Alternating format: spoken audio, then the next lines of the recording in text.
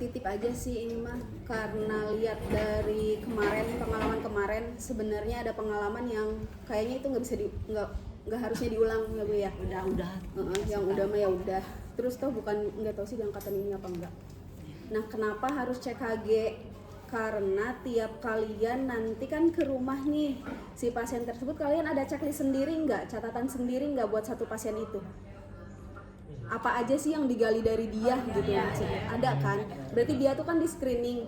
Bukti dia tuh udah di screening, aku kan mau tahu mana nih buktinya kalau dia sudah terscreening. Kan harus ada catatannya. Nah, kebetulan yang sekarang tuh sistem di puskesmas semuanya online. Nah, kalau ada catatan tertulisnya nggak apa-apa, tapi harus ikutin juga yang online-nya. Nah, online-nya tuh sekarang bentuknya CKG. Jadi kenapa harus CKG? Ya screeningnya ada di CKG. Semua untuk gerontik kan utamanya ada yang sekilas, yang screening lansia sederhana. Nah, itu tingkat kemandiriannya, ADL-nya, activity daily living-nya. Terus screening untuk 40 tahun ke atas dan 60 tahun ke atas, laki-laki perempuan semua ada di CKG. Makanya kenapa harus di CKG gitu, biar kita tahu dia masuk usia berapa nih, laki-laki perempuan, merokok tidak, ada penyakit penyerta atau tidak. Dari hasil screening mandiri yang kalian tanyakan langsung, nanti akan ada kelanjutannya di pemeriksaan oleh medisnya. Kalau di mandirinya dia mengaku darah tinggi, pas pemeriksaan ternyata normal, oh dia berarti sering kontrol. Nanti ada di tata laksananya nyambung. Nah, makanya kenapa dibebankan CKG-nya juga. Karena ya itu sambungannya di situ. Screening mandiri yang kalian pegang nyambung di CKG-nya. Kalau dia sudah terscreening, aku paling nanti tinggal nanyanya namanya siapa, aku bisa ngecek nanti di CKG-nya. Tingkat kemandiriannya dia sampai mana, pengobatannya sejauh apa. Ya. Nanti kalau habis CKG ditulis namanya sama nicknya ya, Neng, biar ngecek orang tadi. Nik namanya tuh harus sesuai, jangan sampai Susilawati apa gitu ya, namanya 2 tapi ditulisnya cuma Susi aja, Susilawati Effendi umpamanya cuma Susilawati, jadi nggak bisa di CKG kalau nggak komplit. Nanti tampilan pertamanya tuh kayak gini, selamat datang di Sehat Indonesiaku. Nanti dari Bu Bidan dikasih akun. Kalau di Bu Bidan nggak ada linknya, boleh nanti minta ke si AI masing-masing. Nanti dikasih linknya sama si AI-nya biar bisa langsung masuk. Ini berapa sih Bu? 6556.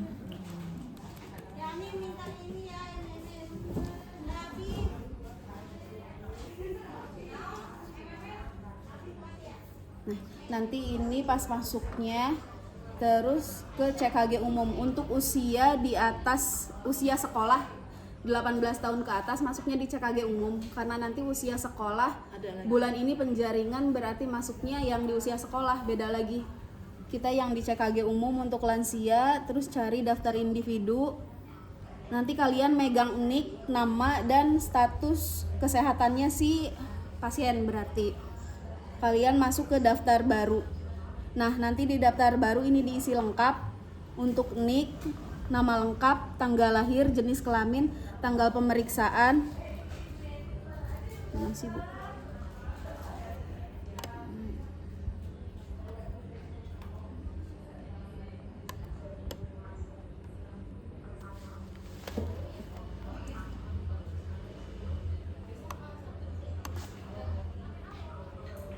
Bisa tarik. Nah, untuk yang lansia biasanya di sini ada tambahan untuk wali. Cuman bisa di skip nanti tanpa wali aja. Terus di bawah nih ada tulisan hijau selanjutnya. Biasanya ini kalau sudah terisi lengkap di sini tulisannya akan berwarna biru. Selanjutnya aja. Nanti kalau ada yang mau nyoba boleh. Kalau sudah terdaftar, biasanya nanti akan ada tampilan di pelayanan puskesmas. Lokasi puskesmasnya sama dengan lokasinya sama dengan puskesmas. Simpan. Nah, ini kalau sudah berhasil terdaftar, nanti di pelayanan akan muncul. Dicari daftar individunya, kita hadirkan dulu yang sudah terdaftar tadi.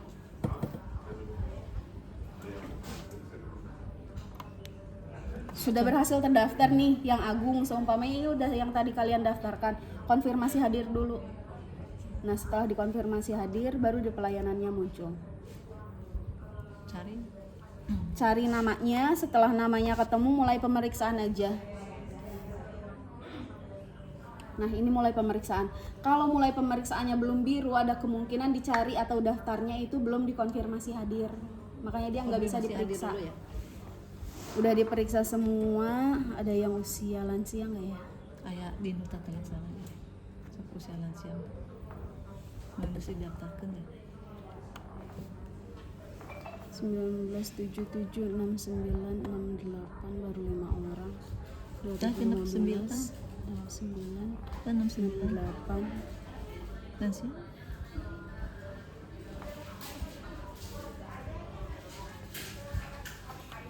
mana lansia 70 2085. Aku nyari dulu yang usia lansia biar bisa 74 nah 59. Nah ini sudah mulai di pemeriksaan, ini lagi periksa. Nah ya, ini yang dicari demografi lansia. Nanti di sini muncul dia statusnya masih menikah atau tidak. Terus faktor resiko kanker usus itu biasanya untuk perokok ya Bu ya. Paling yang ditanyanya biar nanti pas kunjungan rumah yang ditanyain itu sekalian semua. Nah ini yang ditanya, ada anggota keluarga atau tidak yang pernah operasi kanker usus, terus merokok atau tidak. Untuk screening mandiri semuanya wajib terisi. Ini ada yang khusus. Nah kanker leher rahim. Laki-laki kan ya. Apakah Anda pernah melakukan hubungan intim seksual? Pertanyaannya untuk yang mandiri mah biasanya sederhana, nggak yang rumit untuk pertanyaan langsung ke pasien mah.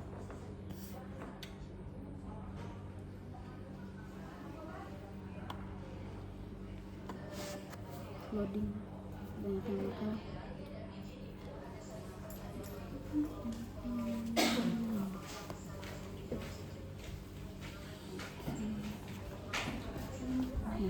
Yang pelayanan oleh nakes tadi kalau belum mulai pemeriksaan ini nggak akan bisa diperiksa karena ini sudah dimulai sedang pemeriksaan, makanya ini muncul. Nah status gizi paling nanti yang ditanyakan gizinya dia, berat badan, tinggi badan, lingkar perut ini harus ada. Untuk pemeriksaan gula darah sama tekanan darah wajib ada. Untuk yang DM pemeriksaan gulanya wajib ada, terutama gula puasa. Nanti diisikan aja hasilnya. Terus ini nih yang lansia ini yang wajib ada dari nomor 1 sampai nomor 5 ini. Sekilas penurunan kognitif ini tuh untuk daya ingatnya, sekilas mobilisasi untuk daya geraknya, kemudian malnutrisi, sekilas pemeriksaan gejala depresi ini untuk jiwa, gangguan fungsi Bartel Index itu yang dia itu masih tingkat kemandiriannya yang dilihat, dia dengan bantuan atau tidak, atau malah dia dengan bantuan total. Nah ini yang wajib terisi 5.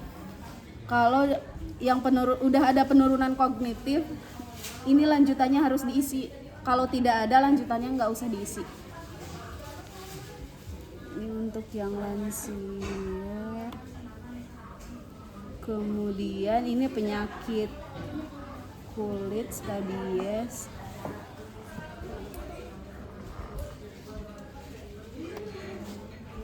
Boleh nanti, mudah-mudahan inget ya, nggak ada yang nulis ya. Ini yang untuk PPOK yang wajib terisi di lansia berarti yang tadi nomor 1 sampai nomor 5. Kemudian PPOK screening pemeriksaan kadar CO mah nggak usah, nggak ada alatnya kan?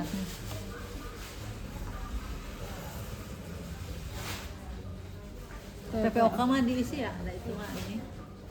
Nah, yang screening jantung, kalau pasiennya mengaku sudah terdiagnosis jantung, HD atau apa yang berkaitan sama penyakit jantung, masukin aja hasil EKG-nya abnormal, nggak usah dilihat abnormalnya yang kayak gimana, elevasi atau apa itu nggak usah, masukin aja EKG abnormal karena dia sudah terdiagnosis sama dokter penyakit jantungnya berarti dia udah diperiksa EKG abnormal tapi hasilnya ya.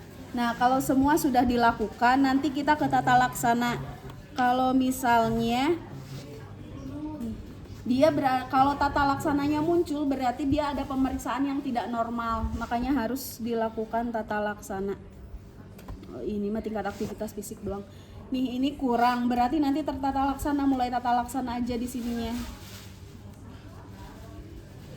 Untuk aktivitas fisik masih kebanyakan enggak kita rujuk karena hanya edukasi aja, tapi untuk yang hipertensi sama DM baru ada rujukan ke puskesmas. FKT. Kan kunjungan rumah nih, dia ada hipertensi, ditanya sehari-hari dia minum obat apa, berapa mili, kontrolnya kemana, berapa kali sehari kontrolnya. Nah itu yang harus ditanya, karena nanti akan dimasukkan obat hipertensinya apa, bisa dipilih di sini, amlodipin lah, terus apa metode obat gula lagi berapa, obat gula juga banyak macamnya, jadi kalian tanyakan obatnya apa, dosisnya berapa kali sehari minumnya, ya nanti dimasukkan. Ini pasti nggak ada bayangan, makanya kalian coba aja dulu diri sendiri dilakukan CKG, nanti pinjam akun sama mentornya atau Bu Bidan desanya. Kalau ada hal yang tidak dimengerti boleh tanya ke mentornya. Kalau mentornya langsung ke pemegang program atau ke yang suka CKG boleh langsung ke aku. Itu aja. Ya. Ini pasti nggak ada bayangan sih, pusing. Harus sambil praktek, makanya coba dulu screening diri sendiri dulu, masukin dulu ke CKG ya. Baru nanti ke Baru pasiennya. masuk ke pasiennya. Terus buat ini nambahin buat tata laksana kan ada yang hipertensi itu ya. Apakah Anda punya riwayat hipertensi? Kalau emang dia hipertensi berarti iya. Kalau enggak. Tapi kalau iya, kalau dia hipertensi hasilnya iya ya dia punya riwayat hipertensi. Terus di sini kan disuruh diminta diisinya sistol diastolnya harus 2 kali. Pemeriksaan di tensinya tuh harus 2 kali. Kalau dia hipertensinya udah bilang iya punya riwayat hipertensi berarti tensinya harus cuman 1 juga nggak apa-apa. Walaupun dia normal kan lagi minum obat pasti hasilnya normal. Jadi nih yang masukin diastol sistolnya 1 nggak apa-apa. Tapi kalau umpamanya dia belum pernah didiagnosa hipertensi, ditanya pernah diagnosa hipertensi tidak, tapi pas hasilnya di tensi sama kalian tinggi, nah kalau tinggi berarti diceknya 2 kali, ya ceknya nanti kan kunjungan rumah juga ya, jadi dicek 2 kali, tapi tunggu 30 menit, ya 30 menit orangnya jangan dulu aktivitas, 30 menit dicek lagi. Kalau umpamanya hasilnya 140/90 itu udah hipertensi. Kalau di program ya 140/90 itu udah hipertensi. Kalau yang normal di bawah 140/90 ya 139/89 itu masih normal. Nah kalau yang di atas 140/90 dia nggak punya riwayat hipertensi, tadi diulang ya, hasilnya yang kedua tetap tinggi, berarti dia emang punya hipertensi. Nanti di tata laksananya nanti dia harus dirujuk dan harus diobati. Nanti harus diisi juga di tata laksananya ya. Gitu. Kalau yang emang hipertensi mah paling nanti di tata laksananya yang udah hipertensi mah cuman dikasih obat sama kontrol ulangnya biasanya sebulan sekali kalau yang udah hipertensi sebulan sekali. Tapi kalau yang baru ketemu di screening baru ketahuan obatnya enggak 30 hari, harus cuman 7 hari boleh atau enggak 15 hari. Tergantung kondisi obat di sini. Nanti kalau umpamanya screening nemuin ya, terus gulanya juga nanti diperiksakan pada punya alat gulanya. Nggak ada. Oh, enggak punya ya. Kan kalau screening sekalian harus gulanya diperiksa dulu. Nggak mau kunjungan rumah kan ya? Iya. Harusnya periksa semua gulanya juga ya. Nggak bawa ya? Nggak ada yang punya. Kalau umpamanya ada yang punya di rumah beli. Kalau enggak minjem punya Bu Bidan, nanti sticknya kita kasih, boleh. Ya, nggak apa-apa lah dikasihnya sama kita. Alatnya minta ke pinjem ke Ibu Bidan aja, nanti sticknya sama kita kasih, ya. Gitu. Berarti Jadi output dari gerontiknya teh apa? apa ya? Hasil akhir yang didapat sama kalian pas sekarang gerontik tuh? Penyakit nemuin penyakit yang gerontik kan? Iya. Ah, Berarti hasil akhir yang didapat teh terkumpul penyakit si gerontik.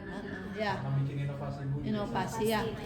Biasanya kan kalau gerontik kebanyakan hipertensi sama diabetes, terus stroke terus PPOK. Nah makanya yang di screening PPOK itu wajib ya, sama lansianya, screening lansianya Target tadi. nggak untuk kunjungan rumahnya? Enggak sih. Kalau untuk kunjungan